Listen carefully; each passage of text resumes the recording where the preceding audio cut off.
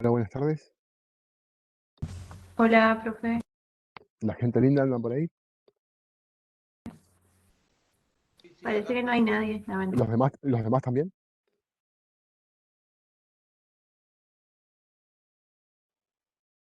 Tanto tiempo. Hola, Nati. Hola, profe, enseguida prendo mi cámara. Hola, Me acomodo Juli. y prendo mi cámara. Hola. Ah, Paola, hola, Paola. Hola, Antonella. Hola, Majó.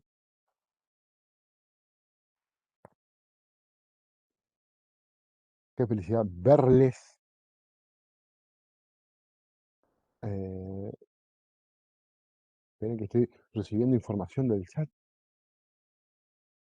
Hola, Aldana. Hola, Gaspar. Ajá, ok. Sí. Hola, No te profe. olvides, Gaspar. En Hola, no un te ra- olvides. en ratito prendo mi cámara también. Ok, ok, Gaspar, no te preocupes. Eh,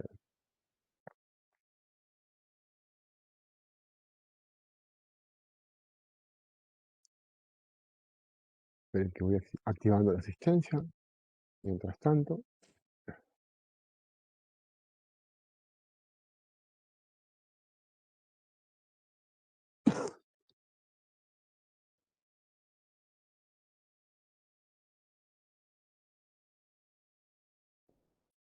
Ahí quedó activada la asistencia.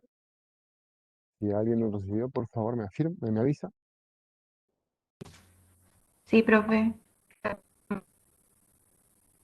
Perfecto, perfecto. Bueno, ¿están bien? ¿Se encuentran bien? ¿Se encuentran felices? ¿Y comieron perdices?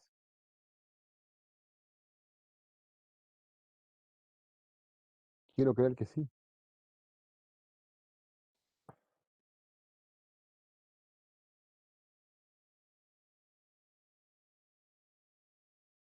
Esperen que sí. Perfecto, perfecto, perfecto. Eh,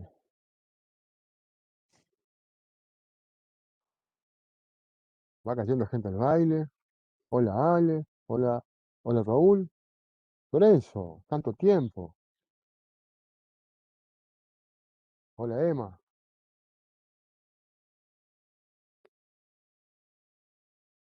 Hola, Buenas tardes, profe. ¿todo bien? Todo bien, por suerte. No sé qué pueden decir ustedes, viste, pero yo todo bien. River ganó, así que ¿qué me puedo quejar? Ayer eliminaron al Bayern nomás, pero bueno, ¿qué va a hacer? Eso me dolió. Y en cualquier momento ya habrá empezado el Borussia Dortmund contra el City, pero bueno, nos enteraremos después. Esto es mucho más lindo y más entretenido. Eh, Permítanme que les haga un reproche primero que nada. Habíamos acordado, si mal no recuerdo, la última reunión, eh, cualquier inconveniente, bueno, no sé si lo hicieron o lo tienen que hacer pronto, esta actividad sobre prisión preventiva, consulten, les ayudamos, les facilitamos material, argumentos, para que ustedes puedan practicar. Y no pasó nada con ustedes. No se duerman, no se duerman. Si les decimos que joroben, no es por simple formalidad, joroben. ¿Sí? Si lo quieren ver como, no, no le voy a hinchar las pelotas, no, hinchen las pelotas. Pero si yo no quiero que me hinchen las pelotas, no les voy a decir nada y no voy a comprometer mi ayuda. Pero si la comprometo, eh, es porque sí realmente lo voy a hacer. Y hablo por Aquiles y hablo por Mercedes. Y dicho sea de paso, Mercedes, no sé qué pasó con ella, pero ahí está apareciendo. Estaban por hablar mal de Mercedes. ¿En serio? No se duerman. Eh, Aprovechen antes de recibirse, de sacar el jugo a todo lo que puedan. Aprovechen. ¿Sí? E insisto en esto, yo me comprometo, no lo hago por simple compromiso, ¿sí? Sino porque queremos ayudarlo. Merce, ¿andás por ahí?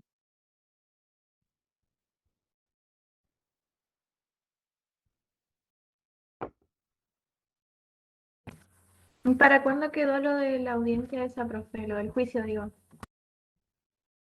De eso quería comentarles justamente porque es mañana a las 8 de la mañana. Eh, y tendríamos que ver si, bueno, si les interesa, eso lo vamos a hablar mejor en el grupo, sí, pero si les interesa le pasamos los datos para que se conecten. Eh, ya no sé por el horario si van a poder todos o no, ¿sí? Eh, pero en la medida que, bueno, se pueda, traten de hacerlo porque son cosas que se salen un poco de lo que ustedes normalmente ven durante la carrera, ¿sí? Eh, los acerca más a una de las principales facetas que tiene la actividad profesional del abogado.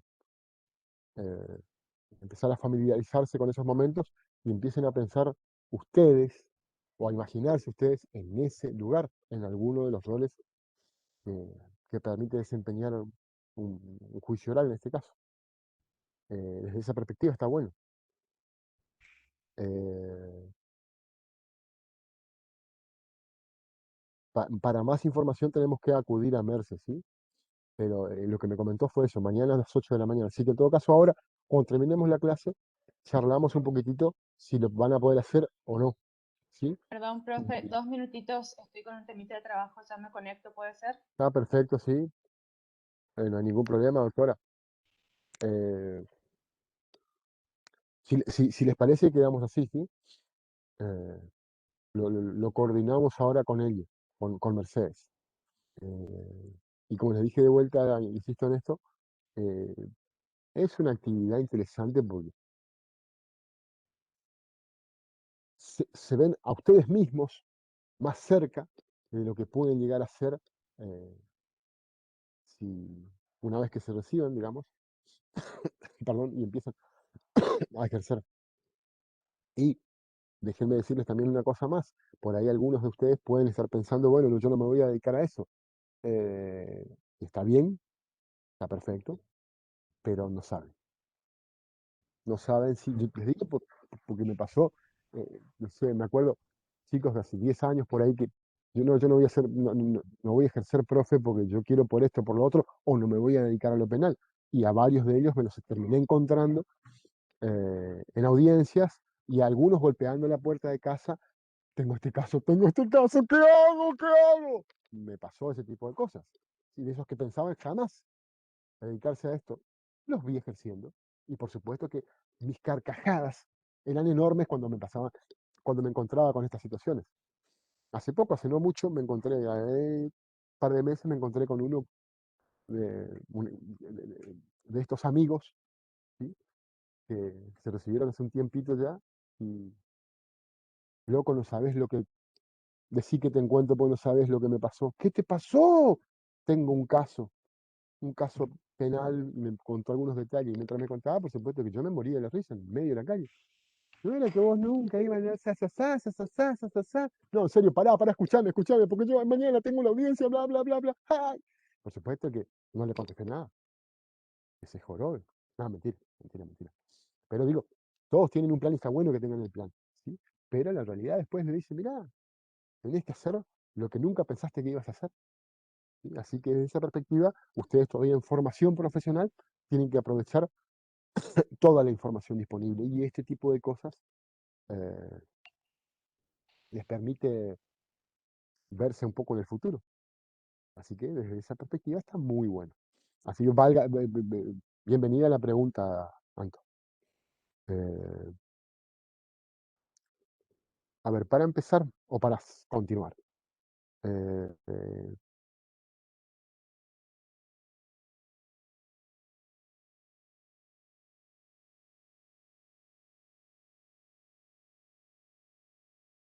are you there? Alguien que habla inglés, ¿eh? ¿Están por ahí? Of course. Ah, mira. Acá varios robamos con el inglés. No, porque se me tildaron todas las ventanitas. Eh, en serio, sobre lo de litigación, chicos, pregunten, ¿sí? Porque tenemos ganas de ayudarles. Y dicho eso, vamos al tema o a los temas que nos convocan hoy. A ver.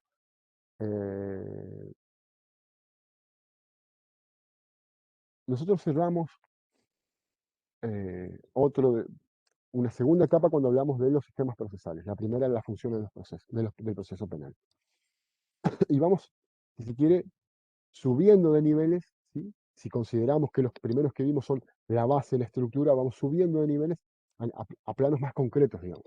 El que sigue y lo que nos toca en las próximas semanas es hablar de sujetos procesales o sujetos del proceso penal, como quiera, que también todavía tiene un contenido de abstracción significativo, aunque ya menos que los anteriores. Y nuestra idea es empezar a hablar, en primer lugar, de la función judicial, del juez penal, ¿sí? Alteramos un poquitito el orden del programa porque el programa nos propone primero hablar de la acción penal y el titular de la acción o los acusadores, ¿sí? Y la idea, digamos, tiene un sentido. Yo varias veces le mencioné, en lo que va de este tiempo, la importancia que tiene la función del juez visto desde la perspectiva constitucional. Ver a la función judicial como una garantía, ¿sí? Se supone que el juez tiene que garantizar, la existencia de un juez nos garantiza que no va a haber una decisión sobre meternos presos, eh, antes de que se investigue, se demuestre, se confirme que yo soy autor de un delito. Visto de esa perspectiva, por lo que hablamos tanto sobre funciones como de sistemas, es esencial que la pena esté precedida de una decisión, ¿sí? Tomada por un juez que la toma dentro de un proceso. Y ese juez va a tomar esa decisión a partir de que se confirmó esa idea de verdad de la que hablamos, ver la verdad como una garantía procesal, ¿sí? No solo desde su función epistémica. A mí solo me pueden condenar si es verdad que yo fui, ¿sí? Entonces, para nosotros es importante que ustedes vean en el juez, ustedes están a punto de recibirse, ¿sí? Ya tienen muchísimas materias por el lomo y tienen más o menos claro de qué se trata esto de ser juez o qué hace el juez, ¿sí? Puedo estar equivocándome, pero creo que la formación en la carrera de abogado deforma un poco la idea de juez, la vuelve muy trivial, ¿sí?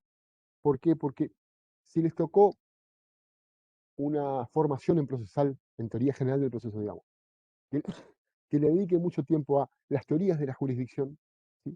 Si es un derecho subjetivo, un derecho objetivo, una potestad, bla, bla, bla, bla, bla, bla, y en definitiva nunca llegan a una conclusión sobre para qué está el juez o para qué está la función jurisdiccional, mucho sentido no tiene esa forma de analizar la función judicial. Y si se contentan simplemente con trabajar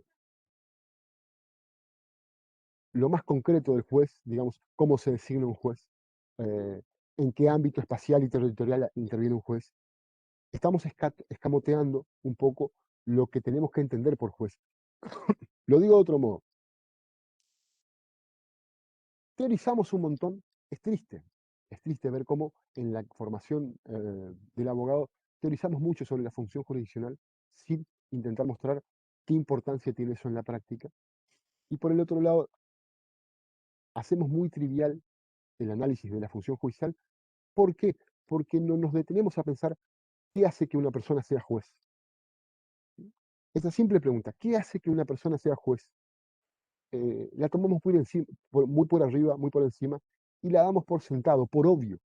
Ustedes saben que es un juez, así que yo no me voy a perder tiempo en enseñarles qué es un juez. Les voy a explicar la competencia judicial, ¿sí? Cuántos jueces hay en el proceso penal en cada etapa.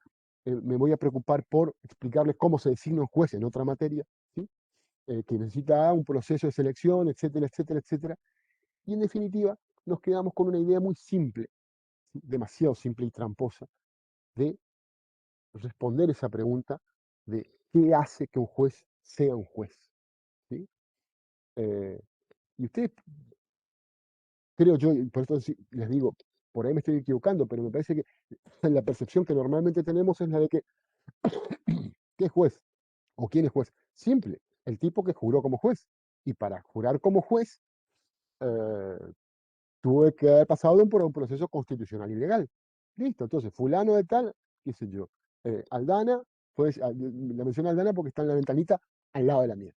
Aldana fue designada jueza de garantías, jueza de juicio, ¿sí? Hablo de ejemplos penales, ¿no? Listo, así que está perfecto. Qué más tenemos para discutir? ¿Sí? Y esa idea, por trivial, me parece tramposa. ¿Por qué? Yo creo que en el proceso civil este problema no se da, porque ellos tienen en la espina dorsal más claro este problema, aunque no lo hagan explícito, lo tienen más claro.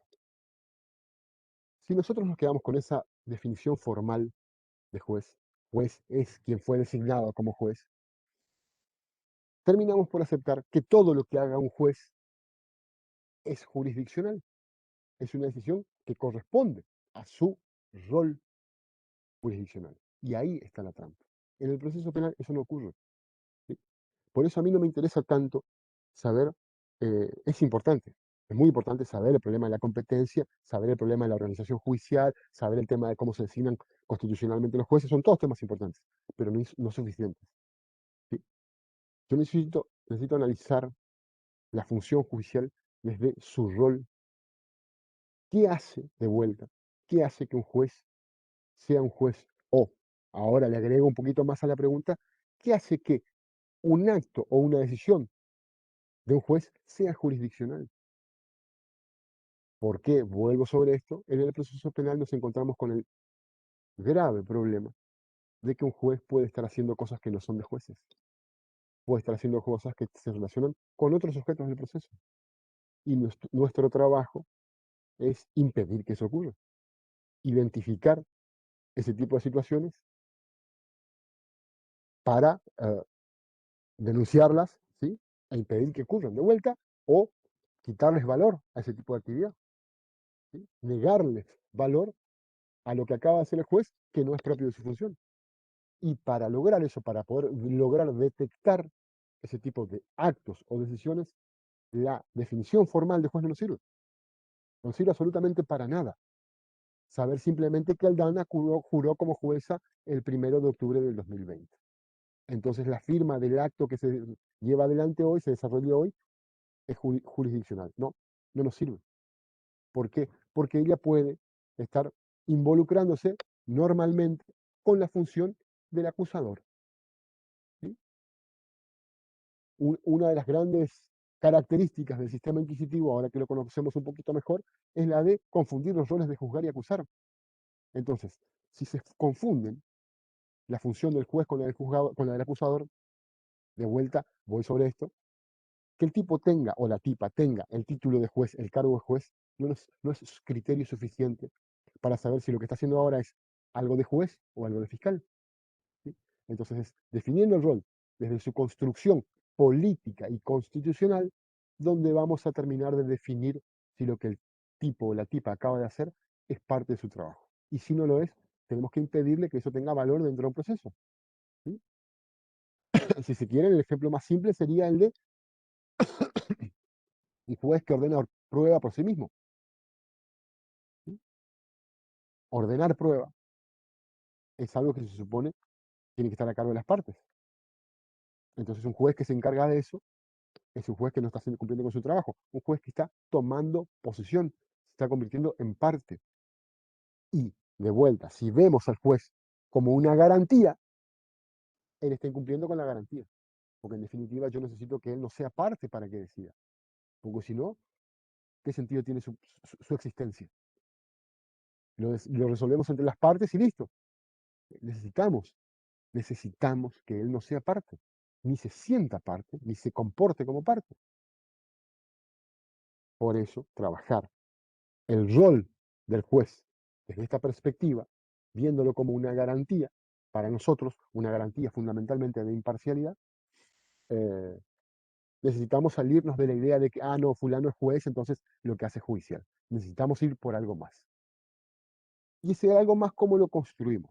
Eh, entiendo yo eh, que nosotros terminamos de definir el rol del juez a partir de que tenemos claro qué involucra o qué incluyen, a su vez, los roles de acusar y de defender. ¿Sí?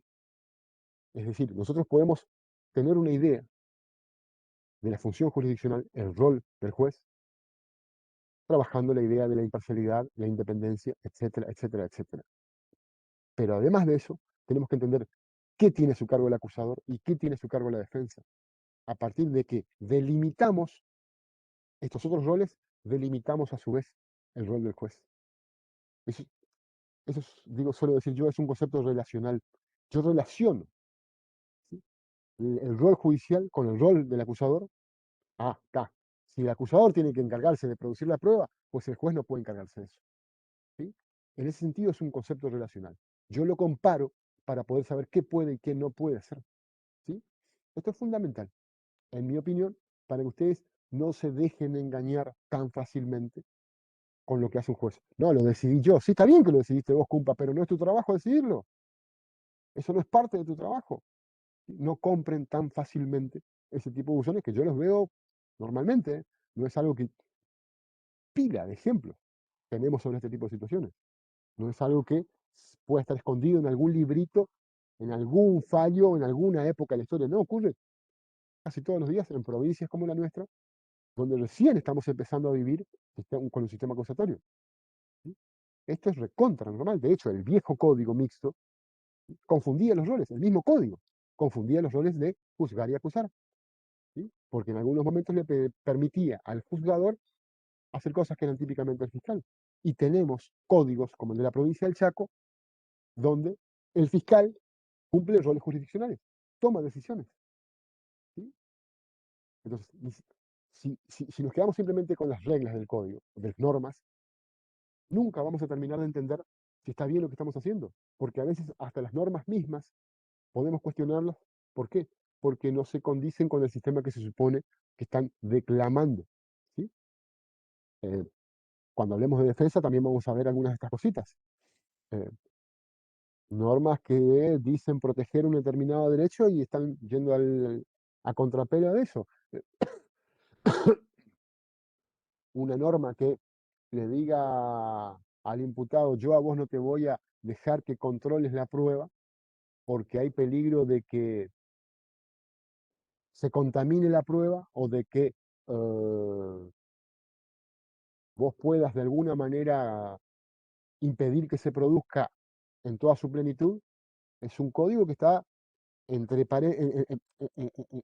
líneas, perdón, está sospechando, ¿sí?, que el imputado es una persona tramposa. Por eso entonces yo antes, sin saber quién sos exactamente, porque para todos los imputados regula de la misma manera, digo, no, mira, yo a vos no te voy a dejar controlar la prueba. ¿Por qué? Porque podés alterarla. Y si ni siquiera me conoces, no sabes quién soy. O sea, una presunción iuris tantum, diríamos, ¿sí?, de que el imputado es un tramposo. Así que hay que darle la menor cantidad de información y restringir de la manera más fuertemente posible su intervención mientras yo produzco pruebas. Porque es tramposo. ¿Sí? Entonces, si yo me quedo simplemente con la regla, no voy a poder ver eso, poder ver esto. Yo tengo que ir a otro nivel para poder, desde ese nivel, mirar lo que está pasando en el código.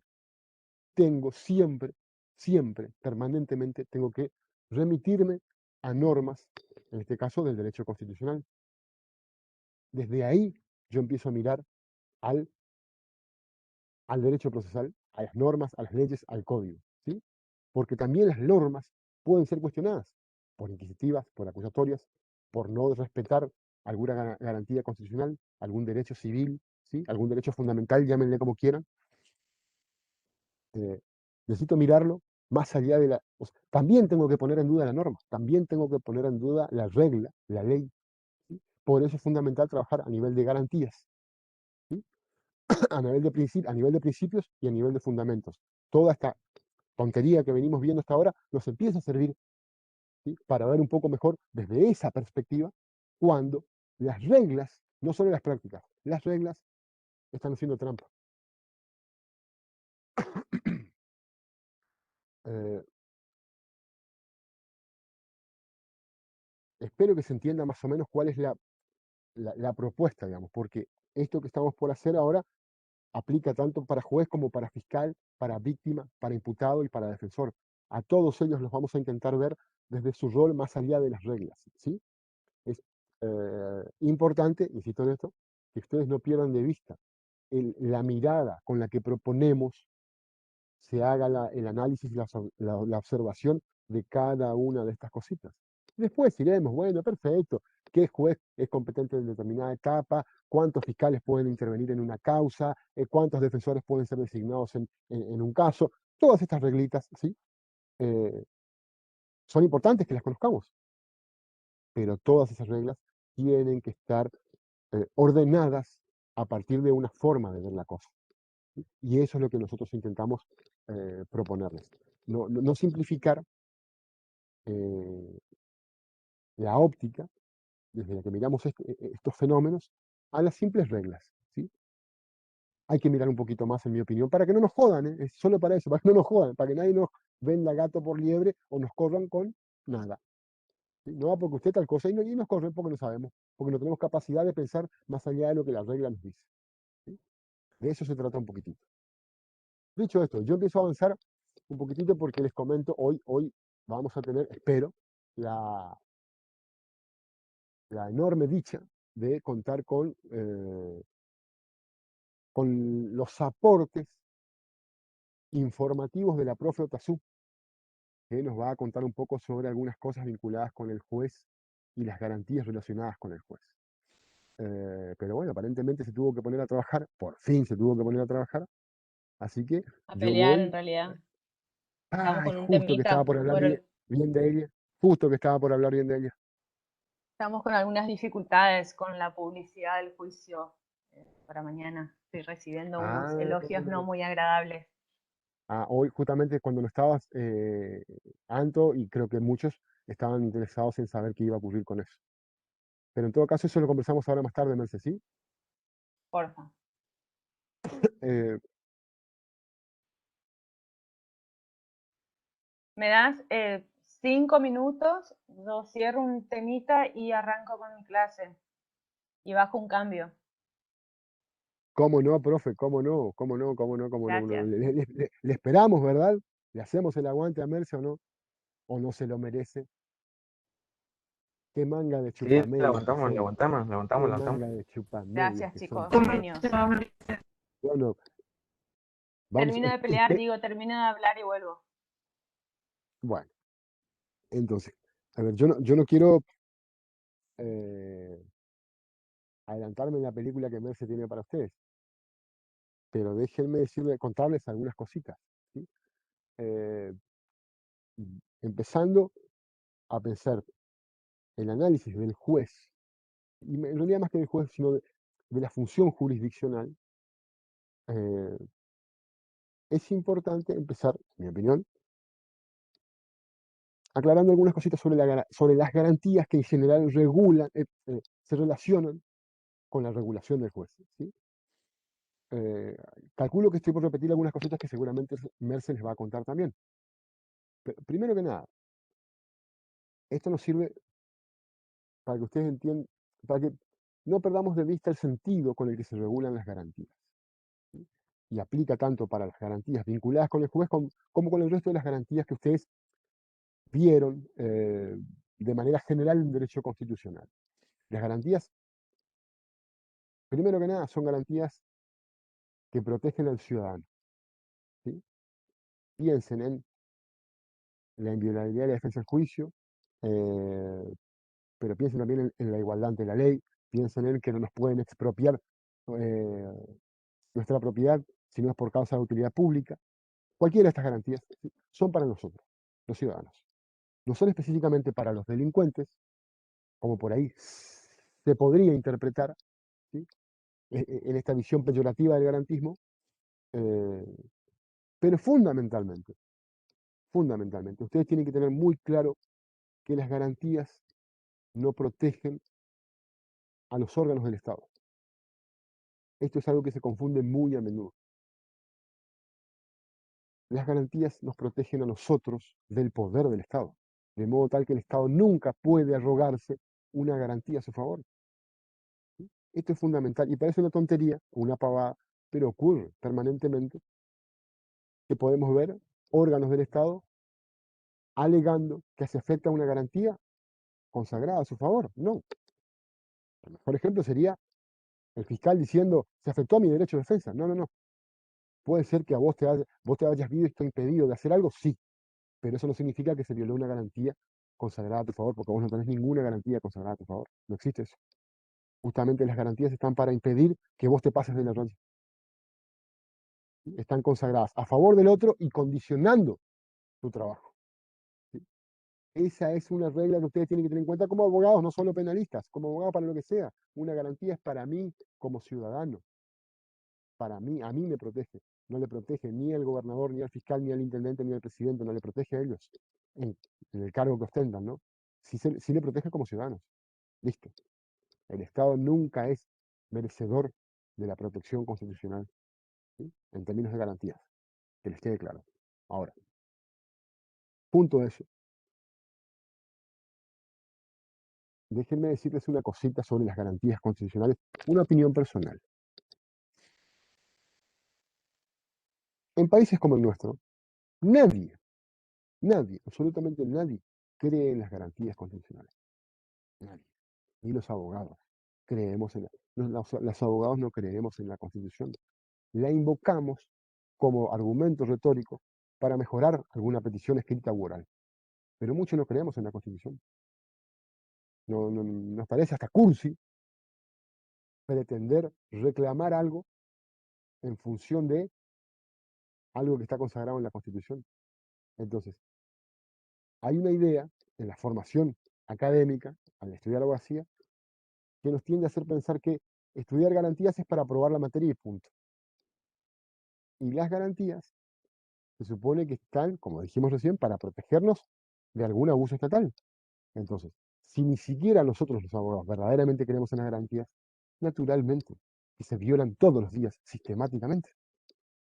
Entonces, es parte de nuestro trabajo empezar a pensar que las garantías tienen una función real, no simplemente nominal, ¿sí? O que asegura aprobar una materia. Cumplen una función. Pero es trabajo nuestro asegurarnos que cumplen esa función. No viene dado, no viene como una revelación divina que a mí no me van a violentar el domicilio o no me van a detener arbitrariamente. No, yo tengo que pelear por eso, construir un respeto a mis garantías, a mis derechos civiles, libertades fundamentales. Van a encontrar, de acuerdo al autor, distintos nombres, de acuerdo al origen geográfico que tenga, ¿sí? Pero estamos hablando básicamente de la protección de lo esencial de cualquier persona, ¿sí? Y estoy hablando, cuando hablo de nosotros, hablo de nosotros como abogados, pero también de nosotros como ciudadanos, ¿sí? Me voy un poquitito de las garantías judiciales que tenemos que tocar hoy, para que ustedes vean un ejemplo, creo que ya lo mencionamos. Eh, Gendarmería me puede dar vuelta al auto cuando yo voy por la 14 para Federación, para Colón o para donde sea. ¿Pueden o no pueden? ¿Y en qué medida, si es que pueden? De eso estamos hablando cuando hablamos de garantías, ¿sí? Eh, y todos podemos construir una respuesta de eso, pero va a ser una respuesta intuitiva o de sentido común. Y lo importante es que nosotros tengamos claro realmente qué protección tiene nuestra propiedad o nuestra intimidad. Y a partir de ahí, ya no ser tan desconocedores de lo que realmente pueden y no pueden hacer. ¿Sí? Ese como un montón de ejemplos que se le pueden ocurrir. Hablando jurídicamente, porque esto lo trabajamos el año pasado con los chicos que cursaron el año pasado. Y también los chicos que cursaron el año antepasado, que estaban recibidos, discutimos mucho esto. ¿Podía el año pasado el gobierno mandarnos a nuestras casas a encerrarnos?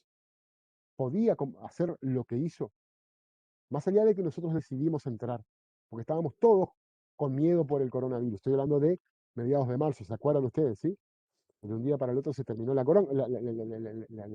conga, la jarana. ¿Podía o no podía? Si podía, ¿en qué límite? Perfecto. El primer lugar a donde podemos ir a encontrar respuestas es en la Constitución, en el lugar donde dice garantías. Y la construcción conceptual que hay de cada una de esas garantías a partir de lo que nos dicen los expertos en derecho constitucional. No podemos simplemente decir, sí, se puede, no se puede. Pues veamos qué tiene la Constitución para decirnos. Empecemos a usarla. Empecemos a creer en la Constitución y que lo que dice tiene que tener un valor. Pero ese valor, insisto, lo tenemos que construir nosotros. No viene dado, no nos van a regalar nada, nadie nos va a regalar nada. Tenemos que nosotros como ciudadanos y nosotros especialmente como abogados empezar a creer un poco más seriamente. ¿Sí? Eh, Hace ratito estábamos hablando con los chicos de la sede central y pasaba esto. Sí, pero al final todo lo que estamos diciendo no se cumple en realidad. Sí, es cierto, mucho de lo que decimos no se cumple en realidad, pero ¿culpa de quién es? ¿Culpa de Dios que no hace que las normas se cumplan? ¿O culpa nuestra que no peleamos para que las normas se cumplan? ¿Sí? Esto de desconectar la teoría con la práctica es culpa de que no nos encargamos de conectarlas, de que en la misma carrera nos ocupamos de decirles a ustedes que la teoría va por un lado, pero en la práctica va por otro. No, no, no, no, no funciona así. No, no, no. A ver, si la teoría nos dice esto, nosotros tenemos que pelear porque esa teoría en la práctica también se vea reflejada. ¿Sí? Saco mi dedo manchado, lo pongo abajo. ¿Sí? Es necesario empezar a vincular una cosa con otra. ¿Sí? Tratar de que se acerquen lo más posible los planos del ser y el deber ser, de eso estoy hablando. Eso se tiene que dar. Eh, eh, Ustedes van a hablar con cualquier abogado en este momento que tenga algunos años ejerciendo y le preguntan, che, ¿y las garantías? ¿Qué esa pavada? Porque eso es lo que pensamos. ¿Sí? No creemos en las garantías. Después todos vamos a los escritos o a las audiencias, invocamos el 18 de la Constitución, el 19, el 17, el que sea. ¿Sí?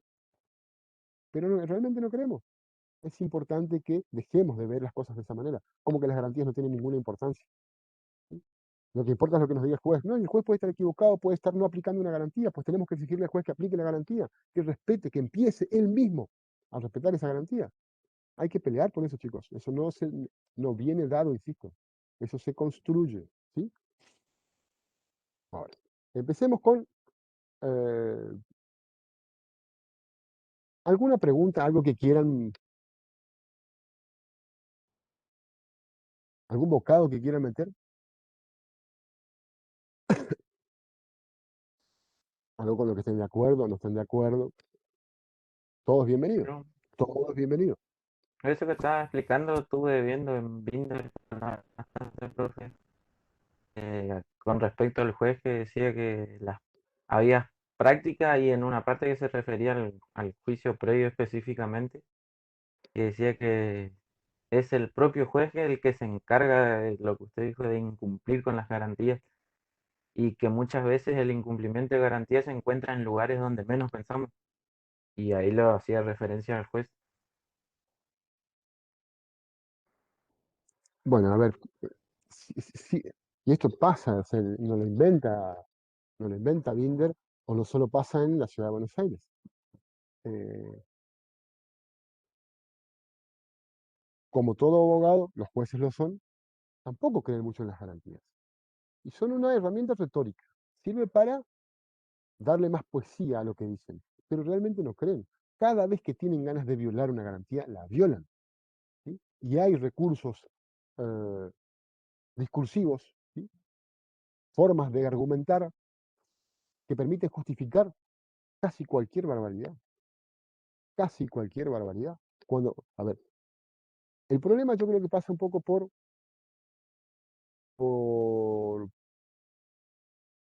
hace poco leía eh, un autor peruano, ni me acuerdo el nombre, la verdad, y que decía algo que me parece interesante. Todos exigimos la aplicación de una regla.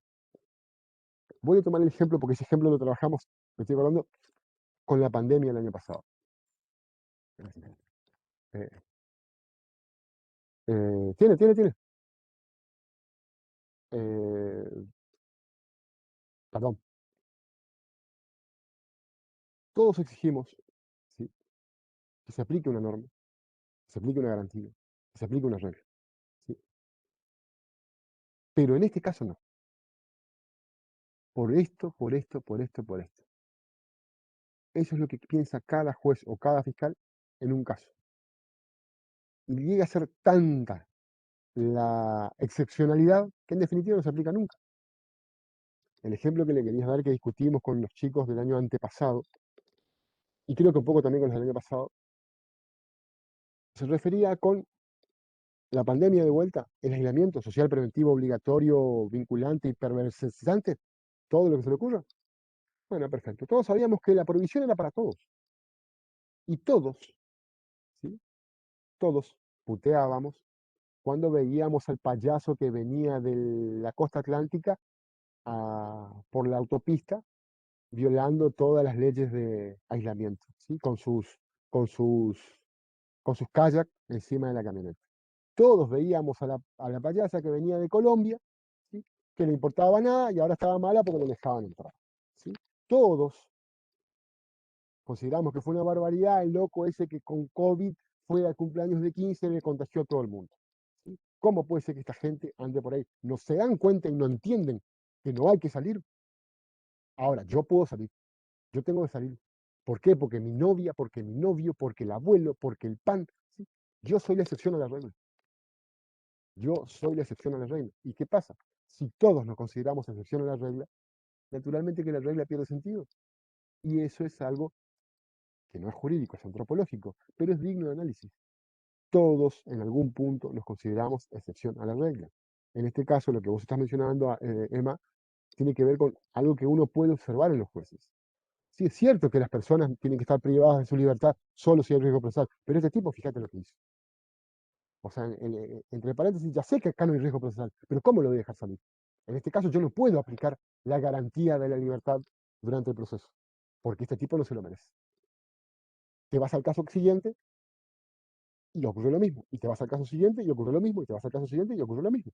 Entonces, en definitiva, cada vez que yo tengo ganas de no aplicar la garantía, encuentro alguna forma o alguna forma de justificarme a mí mismo de que en este caso no aplica la garantía. Eso no tiene sentido. Ojo, y esto ocurre con el juez de Paso de los Libres, el de Curuzú, con la Corte Suprema y con la Corte Interamericana.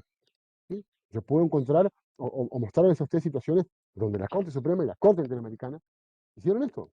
Es cierto que la inviolabilidad del derecho de defensa al juicio, bla, bla, bla. Volvamos sobre la garantía de la libertad durante el proceso. Es cierto que la garantía de la libertad durante el proceso eh, tiene rango constitucional y convencional. Es cierto que la Constitución argentina dice eso. Es cierto que el artículo 8 del pacto dice eso. Dijo en un caso la Corte Interamericana. Una persona, si no hay riesgo procesal, no puede estar presa, dijo la Corte Interamericana. Pero en este caso tenemos que hacer una excepción. Porque la naturaleza del delito, bla, bla, bla, bla, bla, bla, bla, es decir, hasta ellos, cuando quieren encontrar una excepción, la encuentran. ¿Sí? Entonces, esto es una joda. Termina siendo algo chistoso porque todos podemos encontrar una excepción a una regla. Y vamos a ver, salgamos de ahí. La garantía del juicio oral, entre otras cosas, supone la garantía de contradicción. ¿Sí? Que yo pueda controlar la prueba. Entre otras cosas concretas, ¿qué significa eso? Que la prueba, si yo la tengo tengo el derecho de controlarla, la prueba se tiene que producir frente a mí, inmediación. Ben se va a hablar un poquito mejor ahora de esto. ¿Sí? Tiene que haber inmediación. ¿Qué significa? Ustedes ya sabrán que las partes y los jueces tienen que estar junto con la prueba. Perfecto. Si no hay mediación, no hay posibilidad de contradicción. ¿Tá? Ahora, bajo ciertas condiciones, es posible aceptar que una prueba no se produzca frente a todos e igualmente tenga valor. ¿Sí? Eso en un juicio oral se llama incorporación de la prueba por lectura. ¿Sí? El testigo no declaró en el juicio, declaró antes, en la policía, por ejemplo. ¿Sí? Y por alguna razón excepcional, yo puedo incluir ese testimonio en el juicio y que sea valorado, a pesar de que ni las partes ni los jueces estuvieron frente a ese testigo cuando contó lo que contó. ¿Sí? Eso se llama incorporación por prueba de la lectura. Perdón, incorporación por lectura de la prueba. ¿Sí? Y es una regla excepcional. Es decir, ¿por qué? Porque afecta al principio de contradicción, en definitiva. Ahora vamos a aclarar bien esto, afecta a la oralidad, a la inmediación. pero anticipo opinión, afecta a la contradicción. Acá no, tiene que ser entonces excepcional. En todos los libros ustedes van a encontrar eso, en todos los libros. Y el pila de fallos van a encontrar que la incorporación de prueba por lectura es excepcional. Ahora, les estoy mirando, algunos de ustedes trabajan con abogados, ¿sí? Y los que no, consulten un abogado que vaya a un juicio penal. Un caso, cuéntenme un caso, uno, por favor, uno, no les pido 10, ni 100, uno, donde no haya incorporación por lectura de la prueba.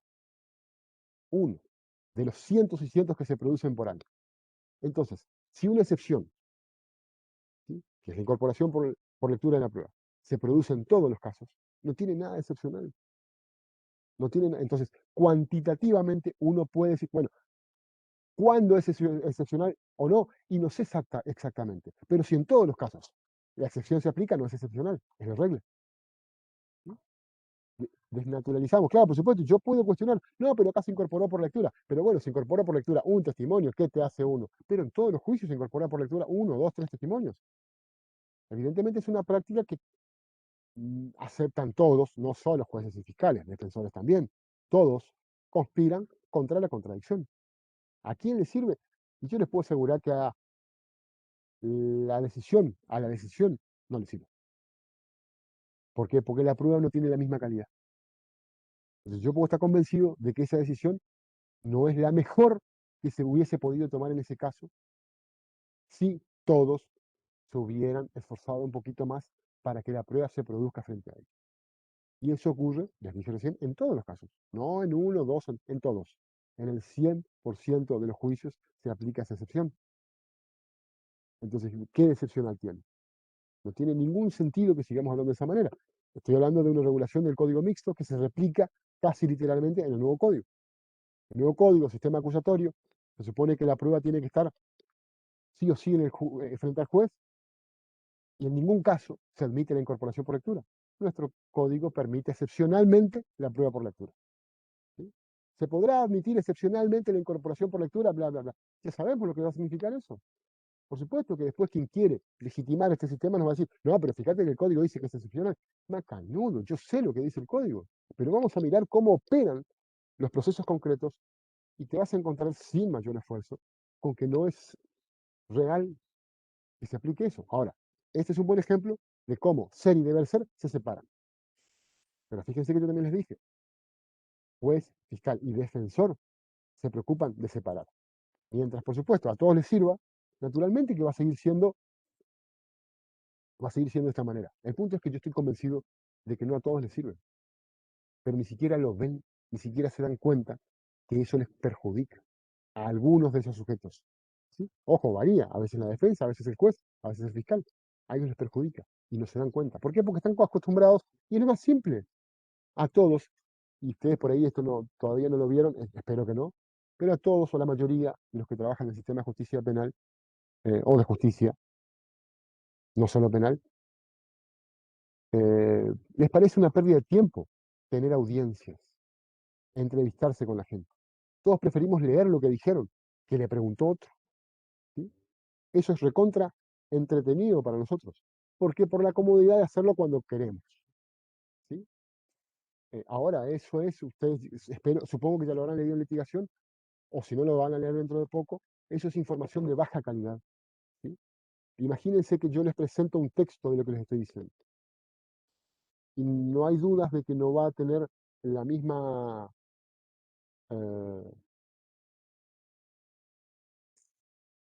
frescura e intensidad que tiene todo lo que les estoy diciendo ahora que estamos conversando oralmente. ¿Sí? Es muy probable que ustedes ni siquiera puedan interpretar qué de toda la gansada que estoy diciendo es lo que más relevante podemos considerar. Así funciona el sistema escrito. O sea, es una traducción a veces más o menos plausible de lo que estamos diciendo. Pero es una traducción, una interpretación en realidad. Con todos los problemas que eso implica. Hola, Mercer. Bueno, mira, llegaste justo a tiempo porque ya estaba por empezar a hablar de recetas de cocina yo. ¿Sí? porque no, francamente no quería hablar mucho de lo que vos tenías para hablar. Igual no es Eh, mucho, o sea,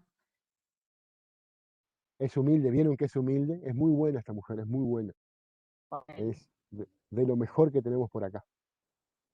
che, la oveja negra del Poder Judicial.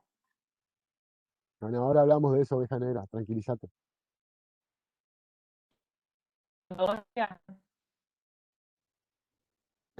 No sé, chicos, ¿quieren hablar algo antes de que empiece Merce?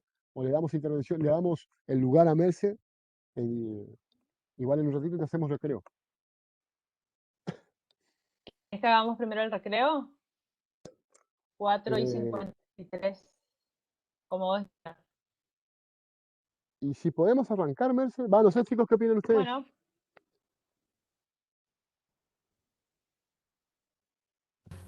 Bueno, profe. A mí me da lo mismo, profe. Tengo un problema.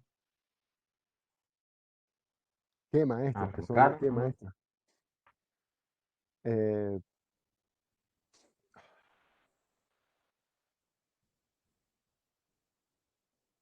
empezá, Merce, empezá. Perdón, estaba bueno. leyendo acá el chat.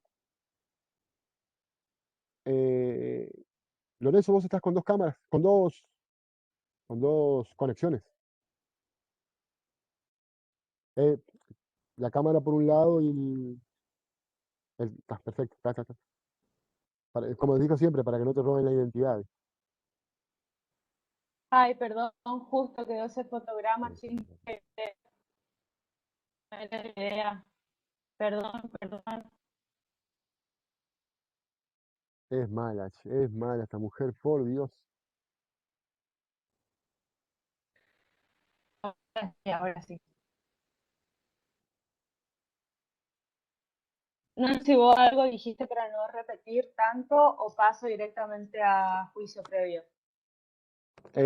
Yo mencioné algunas cosas sobre las garantías, Merce, y Ah, el valor que tienen, pero podés empezar también por ahí si desde querés, el porque principio. seguramente yo no dije todo lo que vos querías decir.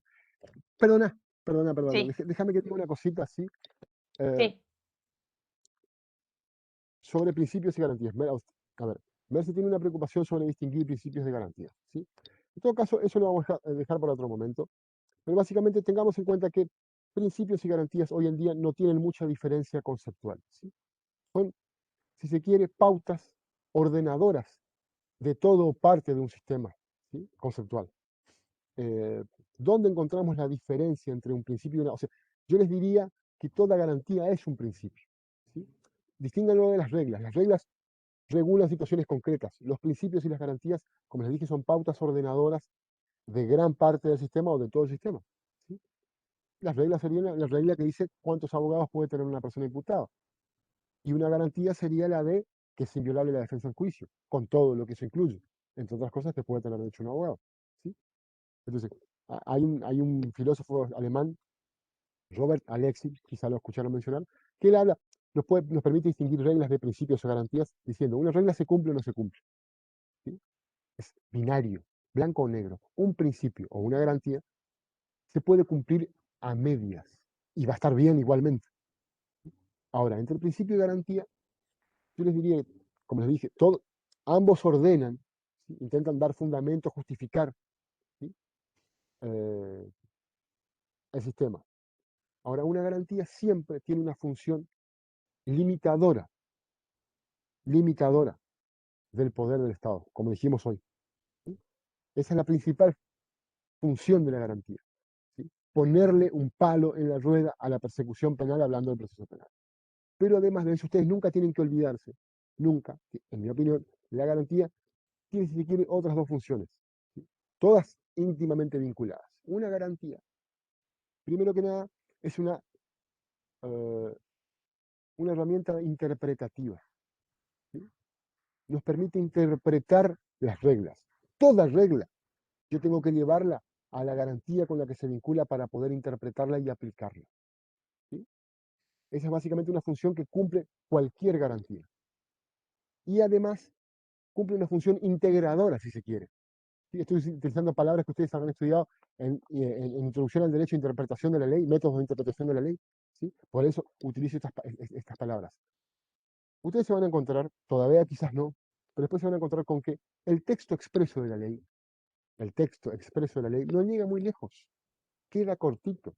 Y la inmensa mayoría de lo que ustedes van a ver a diario cuando ejerzan, ya no tienen una respuesta explícita y clara en la norma. Entonces tienen que inferir de la norma qué hacemos en esta situación no expresamente prevista. Y la mejor forma de hacerlo es a partir de las garantías.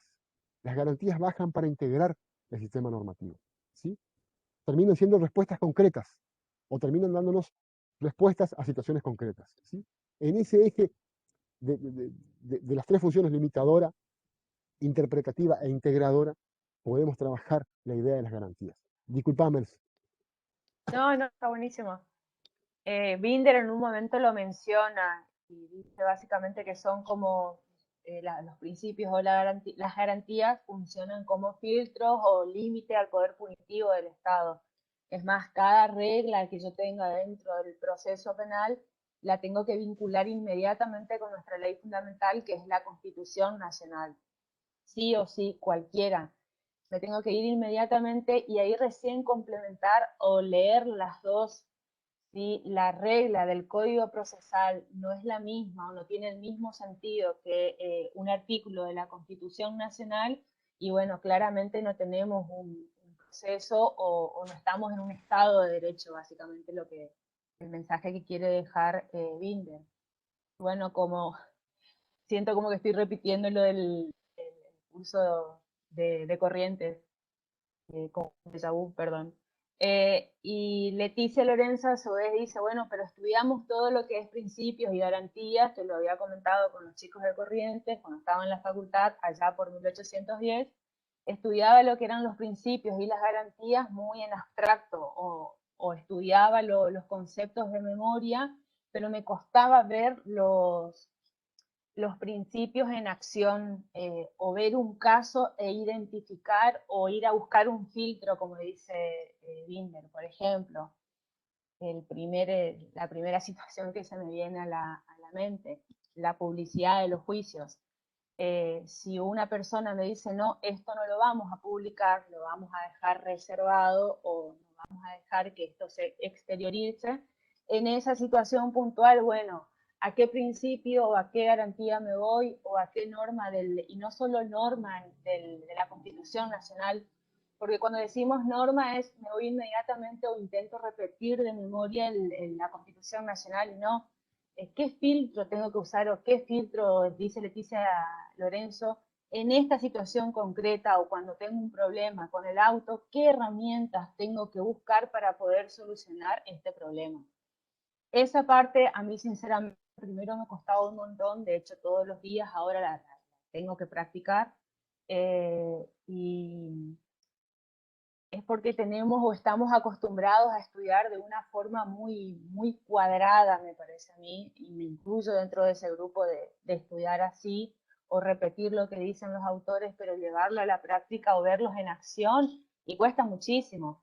Y ni hablar o entender que los principios y las garantías están al servicio o están para las personas que están involucradas en un proceso penal.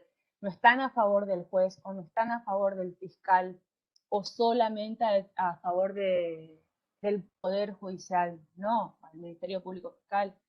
Están a favor de las personas que están o siendo sometidas a un proceso, inclusive a favor de la víctima. Pero sinceramente cuesta mucho verlos en acción. Bueno, juicio previo, Binder en la primera parte menciona, como en la introducción dice, yo para analizar o para saber qué requisitos o qué características tiene un juicio previo, me tengo que ir a la Constitución Nacional. La Constitución Nacional en el artículo 18 me dice cómo tienen que ser los juicios. Y también menciona la modalidad específica por ejemplo, los juicios políticos. Y dice, si en la misma Constitución me dice que los juicios políticos, una Cámara investiga, o una cámara, perdón, acusa, y la otra cámara es la que dicta sentencia, claramente en el mismo sujeto procesal o en el juez no pueden estar las dos funciones. El juez no puede acusar o no puede investigar y a su vez sentenciar. Eso está mal, pero a su vez no nos tenemos que quedar básicamente en las características o solamente en las características sí que menciona la Constitución Nacional, que sí, 3 veces menciona que los juicios deben ser realizados por jurados, y hace mucho hincapié en lo que es la participación ciudadana, sino que también tenemos que ir a otros requisitos que surgen también de la misma Constitución Nacional. Y ahora me voy a Binder, si los confundo o hablo muy rápido, me avisan, por favor. Mayer, cuando habla de juicio previo, hace mucho hincapié en la sentencia condenatoria, ¿sí? Y después empieza a analizar la inocencia. Dice básicamente el objetivo, si bien el juicio previo debe cumplir con ciertos requisitos o ciertas formas, necesito de una sentencia condenatoria. Ahora, ¿cómo llego hasta esa sentencia condenatoria? Y tengo que cumplir con ciertas características. Volviendo a Binder, el juicio se refiere más que nada es una institución política cultural y se refiere más que nada a un juicio lógico, ¿sí?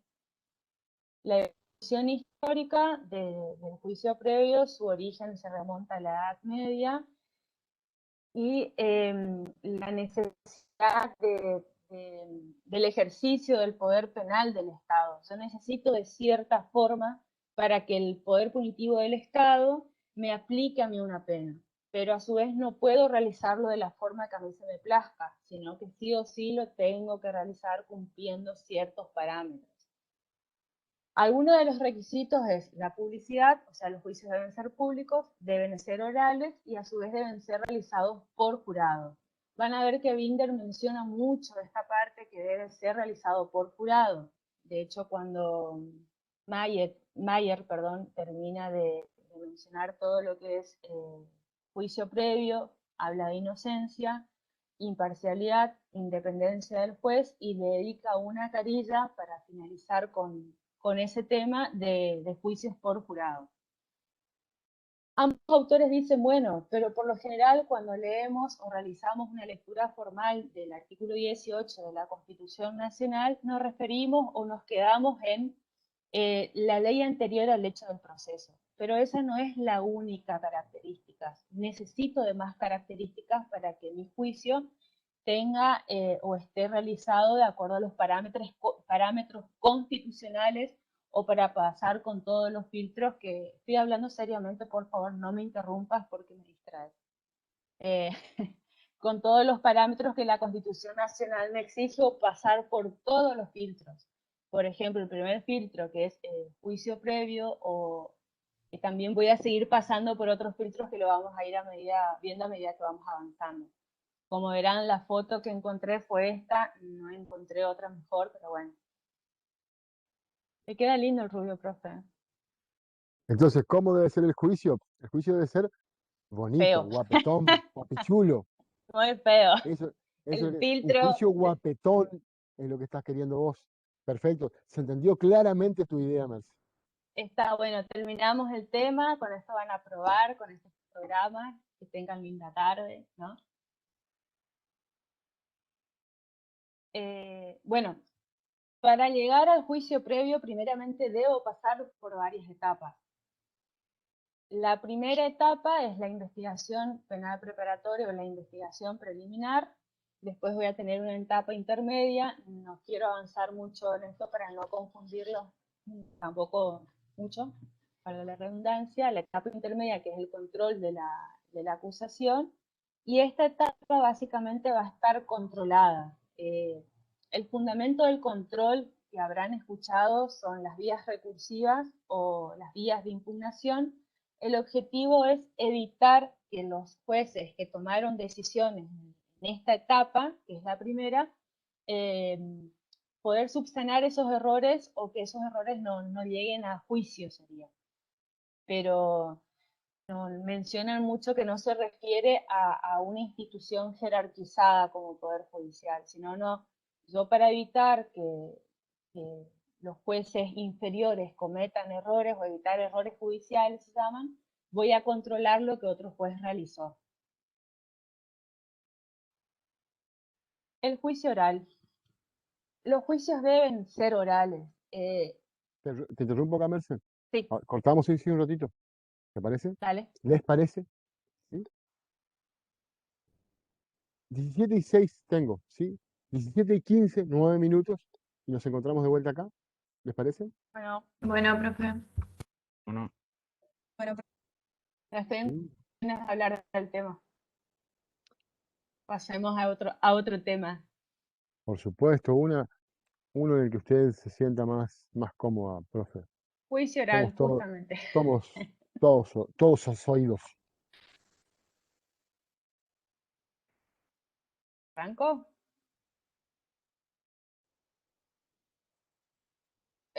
Juicio oral como característica, el año pasado me acuerdo que lo habíamos hablado con el profe, había tocado el tema, y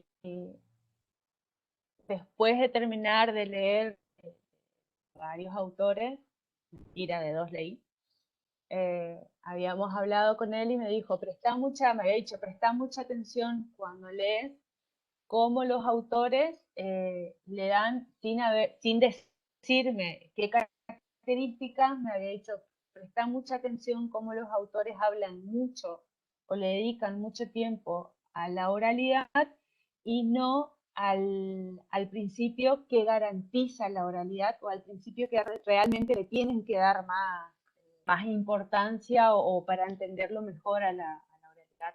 Obviamente que después de leerlo me di cuenta y ahora les voy a decir cuál era.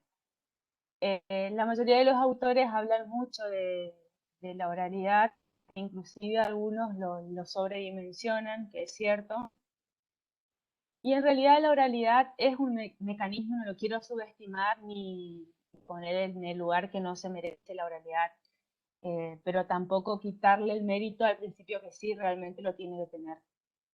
La oralidad es un mecanismo que sirve, que lo dice Binder, es un mecanismo que me sirve a mí para garantizar a su vez otros principios que son básicos del juicio penal. Son la inmediación, la publicidad y la personalización de la función judicial. Básicamente lo que dice Binder es, por el momento, la mejor herramienta que encontró el proceso penal para poner a todas las partes en el mismo lugar, darle publicidad a los actos y a su vez la inmediación, y no solo se refiere a la inmediación, que es el contacto del juez con la parte, sino también del contacto de las partes del juez con la prueba, fue el mecanismo que por el momento se encontró para poder garantizar estos principios. O sea, por el momento es el modo más eficaz, sería o el que mejores resultados dio por el momento. Recién hablábamos también con chicos del horario anterior, de Central, y hablábamos que con el tema de la oralidad, si bien es cierto, se nota muchísimo más la eficiencia de las partes o es mucho más fácil y les habrá pasado a ustedes cuando tienen mucho coraje para mandar un mensajito por WhatsApp o por WhatsApp podés escribir lo que se te cante o hasta inclusive buscar información de otro lado. Cuando estás frente a frente con esa persona las cosas cambian. En la oralidad pasa lo mismo. Cuando los procesos son escritos o la modalidad es escrita, te encontrás con escrito de 20 hojas que lo podés googlear, buscar modelitos por internet, le podés pedir a un colega que te pase un modelo, podés pedir a otra persona que te lo haga, y en la oralidad no. Cuando las audiencias son orales, o sea, vos tenés que exponerle al juez tu solicitud o qué le estás pidiendo y deja en evidencia las falencias que tenemos todos y cada uno de nosotros. Y no solo me refiero como partes a la defensa y al fiscal, sino que también se nota la capacidad del juez o se nota la preparación del juez cuando las audiencias son orales. A su vez, la comunicación es mucho más eficaz, la información es mucho más, no solo que es fluida, sino que es mucho más pura. Y se le va a brindar información de mayor calidad, dicen algunos autores, al juez si las audiencias si el juicio, perdón, es oral. Y extiendo también a toda la parte del proceso. Si todo el proceso es oral, la información que va teniendo cada juez que va interviniendo en la parte respectiva, en principio podría resultar de mayor eficacia. Tenés así, le doy la derecha en cuanto saca los defectos y las virtudes, o las eficiencias o no, la capacidad o la preparación que tenemos cada uno de nosotros.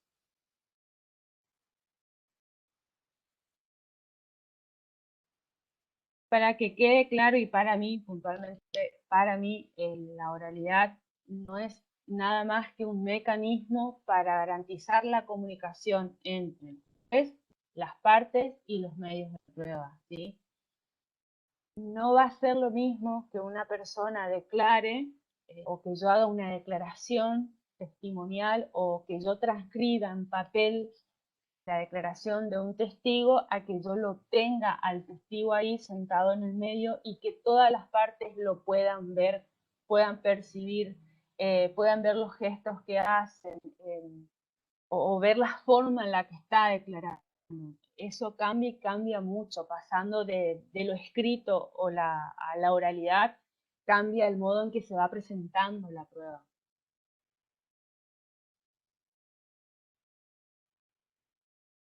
Pero la oralidad no es nada más y nada menos que solamente un mecanismo para asegurar la inmediación, que es la presentación de las partes, el discurso de las partes, la presencia de la prueba y que dan sentido a la contradicción, a su vez, la inmediación.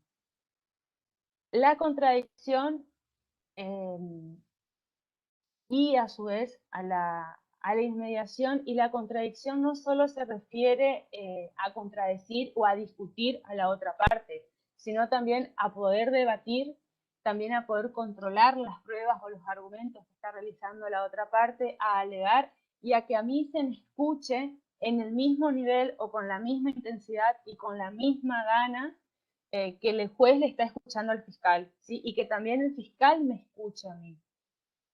Para mí eso es la contradicción, que nada, y es como, me permito decir esto, es mucha experiencia personal y me molesta mucho cuando se le da más énfasis o se le presta más atención solamente a una de las partes y a la otra parte no.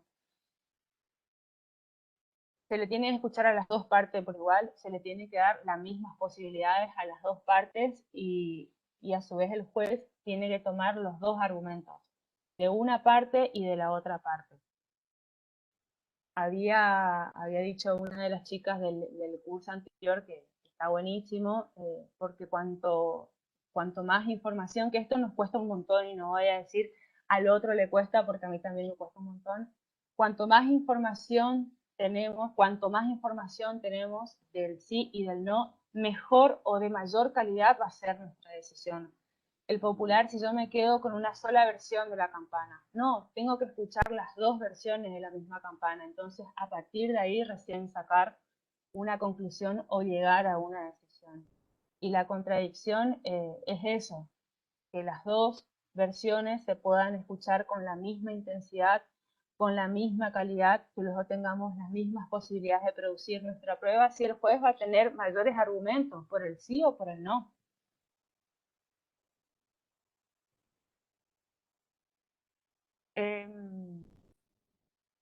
La inmediación es la comunicación, como les había dicho recién, no me quiero detener mucho en esto, es la comunicación entre las partes, la comunicación con el juez, y no solo es la presencia, no solo es sentarme y que el juez nos vea a todos y nosotros al juez y estar todos sentaditos ahí.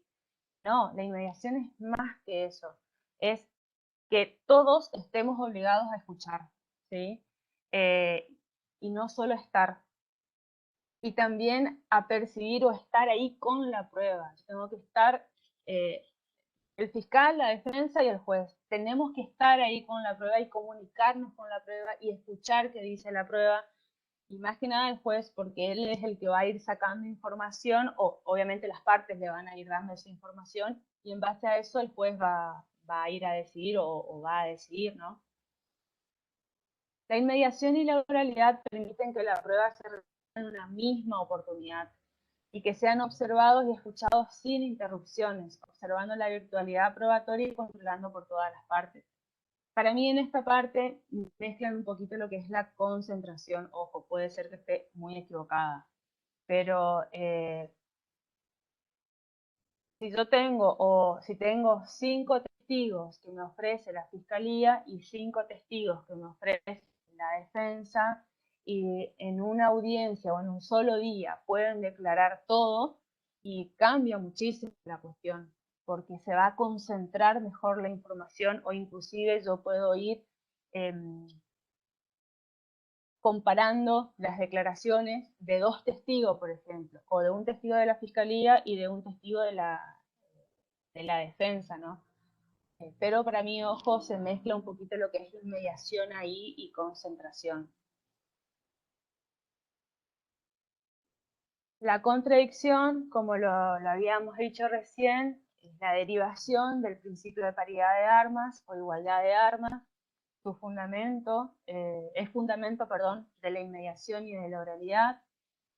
Y como primera dimensión, que en la mayoría de los libros no le dedican mucho tiempo, y a esto se refería el profe cuando me decía, cuando vos estudies o leas el principio o la oralidad, te vas a dar cuenta que mencionan o resaltan o enaltecen a la oralidad, la inmediación y la publicidad. Y en realidad el fundamento de la inmediación y de la oralidad, más allá de que sean solamente un mecanismo, es la contradicción. Es diferente poder contradecir, y es cierto, la oralidad es un mecanismo, o por el momento es el mejor mecanismo que se encontró para poder garantizar la contradicción de las partes, a poder contradecir en un escrito. Se puede, pero la calidad de la información no va a ser la misma. Como primera dimensión, y que todas las partes tengan la igualdad de condiciones para poder proponer, debatir, controlar y alegar. Y como segunda dimensión, a partir de la primera, o sea, a partir de que yo pueda proponer, debatir, controlar y alegar, ahí recién el juez pueda decidir. O sea, el juez primero a mí me tiene que escuchar. Yo tengo que tener la posibilidad de discutirle a la otra parte, de poder ofrecer pruebas, de poder alegar, y ahí recién el juez tiene que decidir, no antes, o sea, no decidir y después escucharme. La publicidad, obviamente que a partir de la oralidad yo puedo garantizar la publicidad de los juicios o la publicidad del proceso. Si es escrito, sería un tanto difícil. Entonces, a partir de la oralidad o la oralidad como mecanismo, yo puedo garantizar que, como principio republicano de gobierno, o la transparencia de los actos de gobierno, o mostrar, miren, esto el Poder Judicial está realizando, o esto el Poder Judicial está haciendo, o esto se está haciendo. Y si es escrito, es medio complicado poder llegar a cumplir con la publicidad. Para Eduardo Hauchen, el juicio previo implica la exigencia primaria, pasando lo anterior es de Binder. Para Hauchen, el juicio previo implica una exigencia primaria, que es la sentencia condenatoria, que también lo menciona cuando empieza a hablar de juicio previo Mayer. Una sentencia condenatoria firme para imponer una pena. Y secundaria, que es la sentencia está precedida por un proceso regular. O sea, yo para llegar a una sentencia condenatoria que traiga como consecuencia una pena, necesito primero de un proceso regular. Sin ese proceso regular no puedo tener una sentencia condenatoria, y a su vez no puedo tener una pena. Seguidito, Mayer habla de inocencia. Una relación, yo de inocencia voy a hablar, pero así muy, muy para arriba, no voy a explayar mucho. Esto es como una síntesis de todo, o sea, el juicio previo es una fórmula sistemática que está contenida como una limitación objetiva del poder penal del Estado, o sea, la forma concreta. Si yo quiero aplicar un poder punitivo, necesito de una forma concreta, ¿sí? Y a su vez, la realización de ese procedimiento o quién va a realizar el acto, y tiene que ser un juez. Vamos a hablar del juez. Y también estamos hablando o se pueden hablar de ciertas ficciones, o se toma el juicio previo como ciertas ficciones, o sea, ficticiamente yo realizo con todo el procedimiento, pero antes yo ya sé a qué conclusión voy a llegar. Entonces, cumplo con todos los actos, pero me olvido en el camino de uno, de varios o de casi todos los principios o los filtros o las reglas que tengo que cumplir para llegar a tener un juicio de acuerdo a los parámetros o los filtros constitucionales que necesito cumplirlo, sería.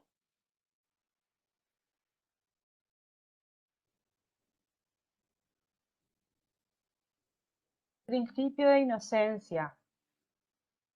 Chicos, si voy muy rápido, por favor me avisan, porque me suelo acelerar y hablo rapidísimo. Vamos bien, profe. Buenísimo. Va bien, va bien. Después le preguntan al profe, yo me olvidé Chupa todo. medias, chupa medias. Para mí es celos. Sí, sí, Anto, coincido con vos. Hermosa clase, hermosa, impecable. Ahí habló una alumna, ¿no? Bien, inocencia, muy por arriba. La primera vinculación que hacemos con principio de inocencia, o decimos a veces, y más que nada en la comunidad judicial y de manera automática, es: nadie puede ser considerado culpable sin una sentencia obtenida en un juicio con las características y el diseño constitucional de juicio. O sea, yo para considerar o decir a una persona, sos culpable, antes tengo que tener una sentencia condenatoria, y esa sentencia condenatoria a su vez tiene que haber sido la consecuencia o el fruto de un juicio que haya sido realizado o que tenga como condimento todas las características constitucionales que la misma Constitución me dice a mí. Si no, es imposible que una persona sea considerada culpable. Está buenísimo decir que es así, buenísimo. Cuando decimos, bueno, pero entonces, ¿qué es inocencia? Dos caras de una misma moneda. O sea, yo necesito juicio previo e inocencia. O sea, estoy hablando de dos cosas, pero están ahí. A partir de ahí se construye el escudo protector contra el poder arbitrario. Buenísimo. Pero desde que una persona pasa por la vereda del juzgado, ingresa al juzgado o a la fiscalía, o se escucha por ahí, a fulano lo denunciaron por, ya lo señalamos como culpable. Nos cuesta un montón marcar la brecha o decir, no, inocente es durante todo el proceso y hasta que una sentencia firme diga fulano de tal es culpable. Mientras tanto, gozo de estatus de inocencia o de presunción de inocencia. Bueno, tiene una regulación internacional, perdón, la Declaración Universal de los Derechos Humanos, la Convención Americana de los Derechos Humanos, en los artículos 8, en el artículo 9. Toda persona inculpable de delito tiene derecho a que se le presuma su inocencia, mientras no se establezca legalmente su culpabilidad. Su origen histórico en el derecho romano, pero su primera consagración normativa tuvo el mismo principio de juicio previo, con la introducción en el año 1815, la Carta Magna Inglesa, como derivación del mantenimiento del respeto del ciudadano enjuiciado hasta tanto se expidiera el órgano juzgador. O sea, gozaba del estatus de inocencia y solamente el órgano juzgador momento de decir, bueno, fulano de tal es culpable, ahí recién se quebraba esa presunción de inocencia, ¿no? Paradójicamente nació en el periodo de la Inquisición. Pero ¿desde cuándo? O sea, el principio de inocencia trae como efecto el derecho del imputado, o sea, el imputado tiene el derecho a ser considerado inocente, o sea, y a su vez no debe afectar ningún aspecto de su vida. Y una persona ingresa al ámbito, cuando una persona ingresa concretamente al ámbito de las normas procesales, inmediatamente el Estado le tiene que dar ese ropaje o esa cobertura o esa protección de, mientras vos estés siendo sometido al proceso, yo a vos te tengo que dar este estatus o este manto de protección que se llama inocencia.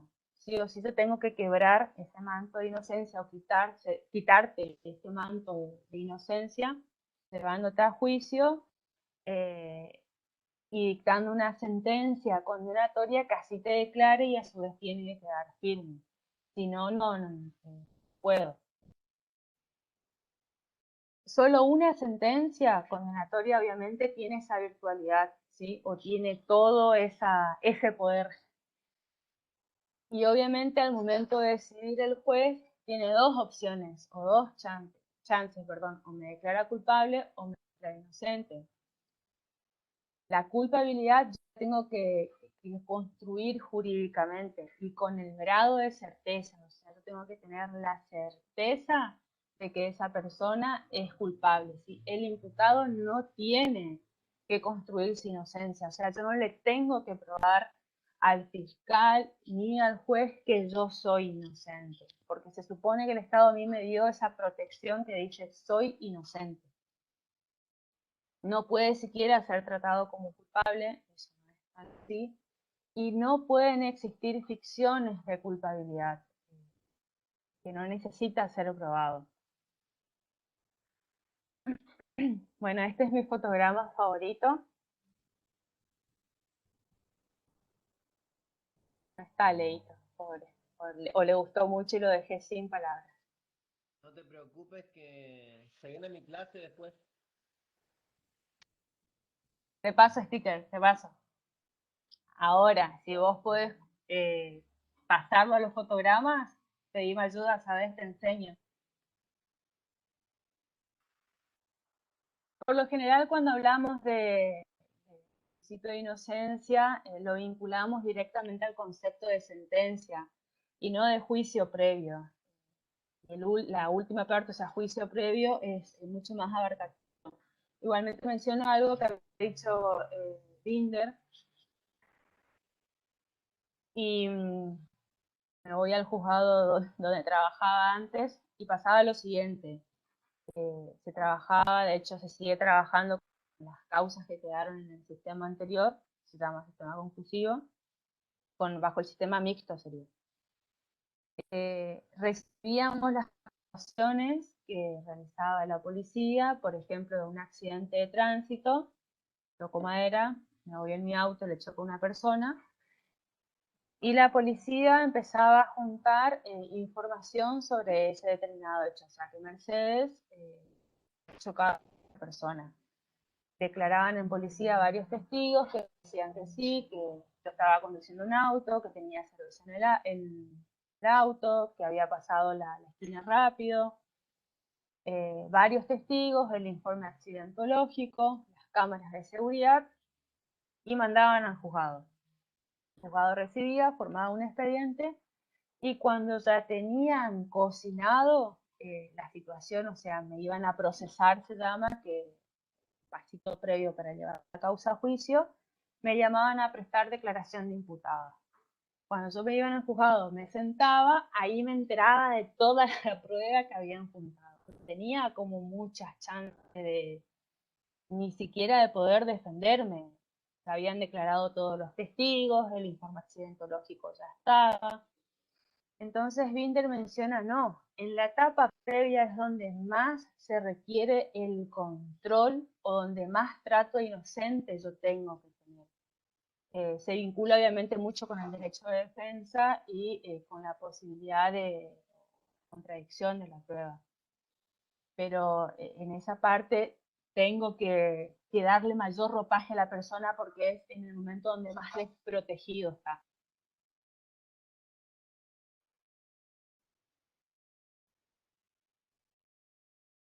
Bueno, hay un montón de stickers y un montón de pavadas, como verán en el fotograma. Espera, Sí, juez natural, imparcialidad e independencia. Va, te corto un sí, segundito más. sí. A ver si llegamos o no, de última vez lo terminamos la clase que viene. Eh, Permitime que meta unos bocados. Sí, sí, Sería imposible, sepan ustedes, que eso no ocurra, digamos que yo no pueda meter unos bocadillos de queso y de salmón. ya estabas bastante inquieto ahí. Te Era aguantaste bueno, ¿y qué bastante estoy? igual. Vi- Bueno, Merce me conoce, Kiles me conoce, saben que eh, hago todo un esfuerzo para no meter bocados e interrumpir la clase. Que no sé si estoy haciendo bien, porque de último hubiese sido más dinámico, pero bueno, salió así. Eh, No, mejor, profe. dos o tres cositas, déjenme que aporte, si se puede decir de esa manera. Eh, Merce nos hizo, entiendo yo, una, una descripción muy clara de, a ver, la garantía del juicio previo, ¿sí? Esencialmente a partir de lo que nos explican tres de los autores más importantes que podemos decir tenemos en este momento, ¿sí? Mayer, Binder y Hauchen, más otra información que ella fue incorporando, ¿sí? Ahora, y todo esto, ustedes tienen Mayer por ahí, tienen Caferata también. eh, Me parece interesante plantear algunas cositas adicionales a los que esa bibliografía tiene, ¿sí? Eh, es difícil no estar de acuerdo con lo que en este tipo de cosas dicen estos autores.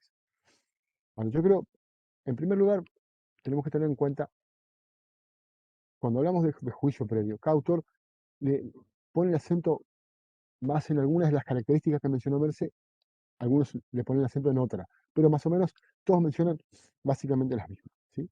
Eh, Algunos llaman principios, características, mecanismos, macanudo. Pongamos el nombre que ustedes ma- más bien les sienten, ¿sí? Principio, derivación de una garantía, derivación de un principio, ¿sí? Le llamaría yo. Eh, Oralidad, inmediación, concentración, publicidad, contradicción. Eh, lo que para mí tiene que quedar clarísimo eh, es que todas estas derivaciones tienen que ser analizadas en sus interrelaciones. Es decir, ninguna existe con independencia de la otra. Ninguna existe con independencia de la otra. Todas son causa y a la vez efecto de otra. Se explican porque existen las demás. Y todas, por ahí Merce, en el gráfico, puso una palabra que para mí es fundamental que no se pierda de vista. Sentido.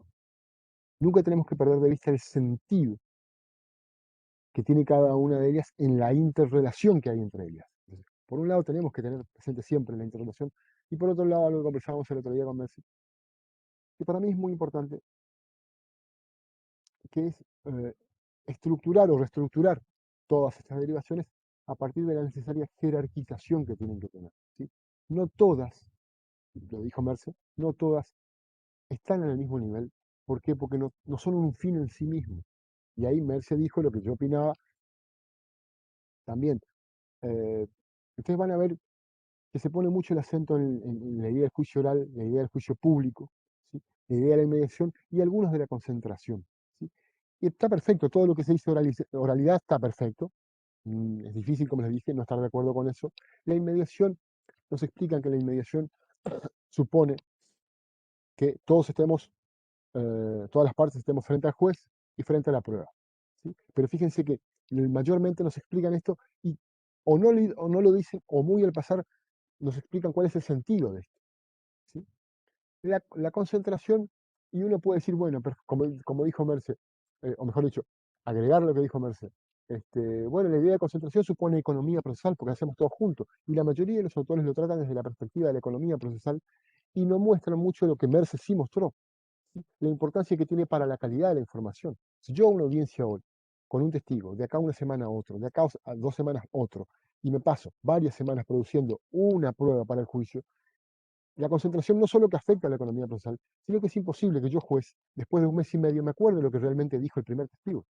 Entonces, la calidad de la información también tiene mucho que ver con la concentración. Ahora, yo tengo que poder debatir, tengo que poder presentar la prueba, tengo que estar frente a ella, todo eso es mejor que sea oral y se haga todo a la vez, ¿sí? Pero como bien dijo Merce, en mi opinión, todo esto no es más que para asegurar la contradicción, la inmediación, la concentración, la oralidad.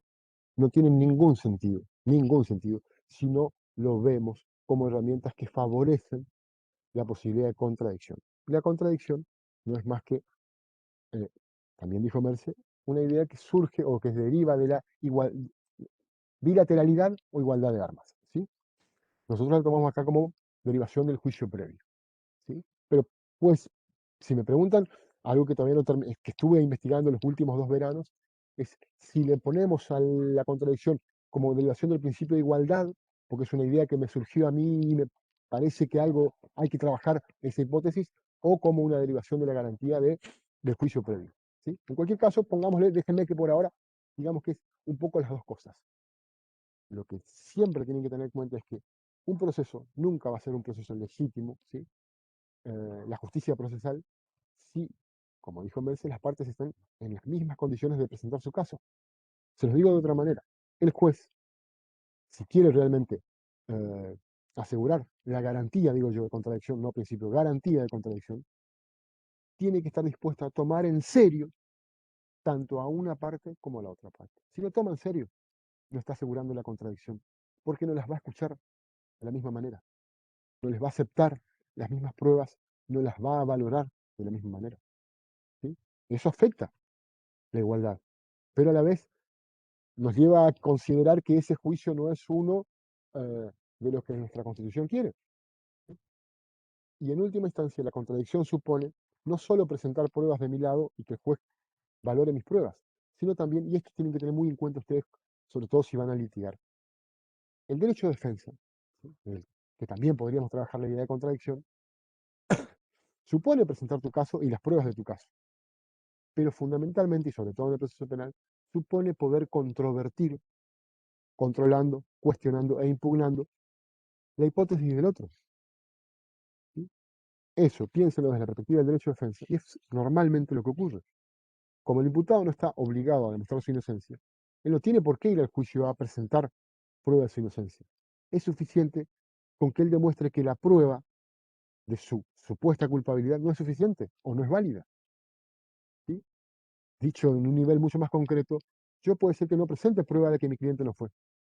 Yo me tengo que conformar con demostrar que no es suficiente la prueba del acusador de que sí fue. Eso es lo que normalmente va a hacer la defensa, ¿sí? A nosotros no nos importa, en el fondo, si la persona fue o no fue. Nos importa si se puede probar que fue. Y el defensor tiene que concentrar tu trabajo en eso, en asegurarse de que la prueba sea suficiente para eso. Si no es suficiente, no importa, insisto, si fue o no fue, él no puede ser condenado. Si él no está en condiciones de demostrar eso, argumentar eso, no hay posibilidad de contradicción. Ahora, ¿cómo se altera la contradicción? Desde muchísimas maneras, ¿sí? Las que mencioné verse y muchísimas más que van a ir viendo. Lo que ustedes tienen que tener en cuenta es eso, la contradicción tiene que estar. Y esto, fíjense que lo tomé del derecho de defensa, de la inocencia, del juicio previo y de la igualdad. O sea, en mi opinión, juicio previo es sinónimo de contradicción. Pero a la vez, juicio previo, no creo que sea, o me parece que no es la mejor manera de presentar la idea de la inocencia, diciendo que es la otra cara de la moneda. Que inocencia y juicio previo sean básicamente ver el fenómeno de un lado del anverso y el reverso de esa moneda. La mayoría de los autores presentan la gran garantía dentro del proceso penal como la del juicio previo. Y dentro del juicio previo incluyen la garantía de inocencia. Que la garantía de inocencia, claro, la vamos a ver un poquito más cuando hablemos del imputado, ¿sí? La garantía del juicio previo En definitiva, la jerarquización que nos proponen nos hace pensar que la inocencia es una consecuencia del juicio previo. Como hay el deber de juzgar a una persona antes de condenarla, tenemos que considerar que esa persona es inocente. Yo interpreto que es exactamente al revés. Como todos somos inocentes, es necesario que nos juzguen primero y que demuestren que no somos inocentes, lo que supone un juicio previo. Entonces, en la idea de jerarquizar, ¿sí?, la inocencia es la que justifica la existencia del juicio previo y las demás garantías. La inocencia es la principal, no es un principio, es una garantía, ¿sí?, que, insisto, la vamos a ver, intentar ver aplicada en lo concreto cuando veamos imputado. Pero porque yo soy inocente, a mí no me pueden condenar sin un juicio antes de esa sentencia. Yo tengo el derecho a que se demuestre que yo no soy inocente. De ahí derivan el resto de las garantías, ¿sí? Y justamente porque yo soy inocente puedo demostrar que no tienen razón los que dicen que no lo soy. Y ahí aparece la idea de contradicción. Entonces, en esta idea de jerarquizar los principios o las garantías, me parece que inocencia y contradicción e igualdad son las que tendrían que explicar el resto de todas las que vimos ahora y las que vamos a ver el resto del curso, ¿sí? Lo digo muy someramente porque no tenemos mucho tiempo, pero como les dije, como para darles una visión alternativa, que ustedes piensen, reflexionen y después decidan si están de acuerdo o no. Y si les sirve, esto puede ser empleado para que ustedes lo trabajen de otra manera distinta a cómo se trabajan los libros, ¿sí? Cortamos acá por la hora, chicos.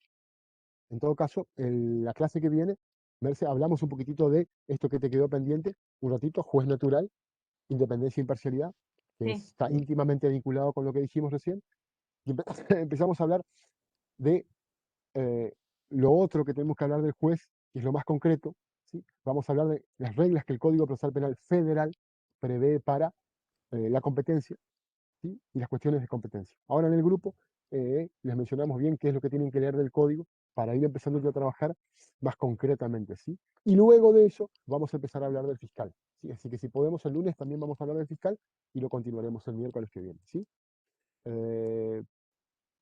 Y ahora, más tarde, un poco bastante más tarde, los vamos a seguir molestando en el grupo eh, para, para hablar de lo que sigue. Vamos a ver qué hacemos con, con esta actividad que teníamos pensado llevar adelante. Y tenemos que hablar del práctico, ¿sí? El práctico va a ser, la idea era hacerlo del juicio por jurados, pero en todo caso, eso es otra cosa que vamos a ver, me estoy acordando de la veo Anto, vamos a hablar un poquito de juicio por jurados en la clase que viene también. Y el práctico va a ser resolver algunas situaciones vinculadas con estas garantías que vimos ahora, ¿sí? Todo eso lo hablamos en el grupo estos días. De acá el viernes vamos a tratar de tener todo cerrado, ¿sí? Cualquier duda, está el grupo para eso, chicos, ¿sí? Nos vemos, pórtense bien, báñense, aliméntense. Linda clase, Merce, felicitaciones. Gracias, profe. Exactamente, gracias, profe. Siempre divina como nos Qué tiene lindos mis acostumbrados. stickers, ¿vieron? Exactamente, sí. Al menos buenos Eh, stickers hago. Memes, en verdad. Una maestra. Y bueno, si quedó alguna pregunta pendiente para Merce, la charlamos o en el grupo o el lunes, chicos, ¿sí? Bueno, Bueno, aviso. profe. Nos Bueno, vemos. profe, hasta la próxima clase. Buen fin de. Hasta luego. Chao, profe. Adiós, adiós. Fran, no te olvides de validar las asistencias, ¿no?